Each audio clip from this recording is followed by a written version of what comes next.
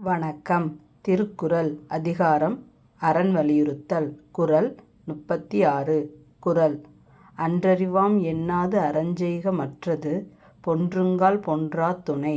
பொருள் இளைஞராக உள்ளவர் பிற்காலத்தில் பார்த்து கொள்ளலாம் என்று எண்ணாமல் அறம் செய்ய வேண்டும்.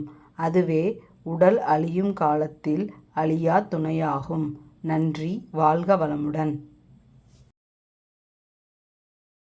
வணக்கம். திருக்குறள் அதிகாரம் அறம் வலியுறுத்தல். குறள் 37. குறள் அறத்தாறு இதுவென வேண்டா செவிகை பொறுத்தானோடு ஊர்ந்தான் இடை.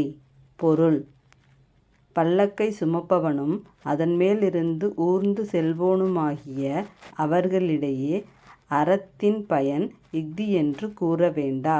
நன்றி. வாழ்க வளமுடன். வணக்கம். திருக்குறள் அதிகாரம் அறம் வலியுறுத்தல். குறள் 38. குறள் வீழ்நாள் படாமை நன்றாற்றின் அஃதொருவன் வாழ்நாள் வலியடைக்கும் கல்.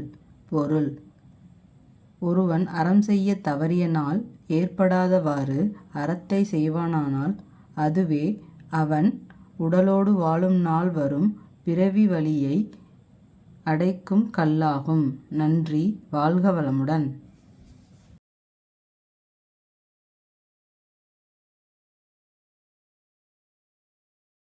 வணக்கம்.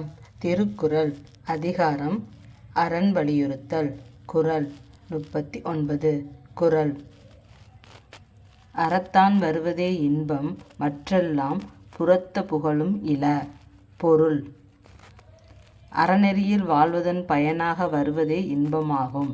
அறத்தோடு பொருந்தாமல் வருவன எல்லாம் இன்பம் இல்லாதவை, புகழும் இல்லாதவை. நன்றி. வாழ்க வளமுடன்.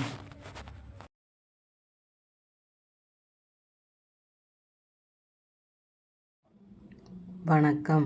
திருக்குறள் அதிகாரம் அறம் வலியுறுத்தல். குறள் 40. குறள் செயற்பாலதோறும் அறனே ஒருவருக்கு உயர்பாலதோறும் பழி. பொருள் ஒருவன் வாழ்நாளில் முயற்சி மேற்கொண்டு செய்யத்தக்கது அறமே, செய்யாமல் காத்து கொள்ளத்தக்கது பழியே. நன்றி. வாழ்க வளமுடன்.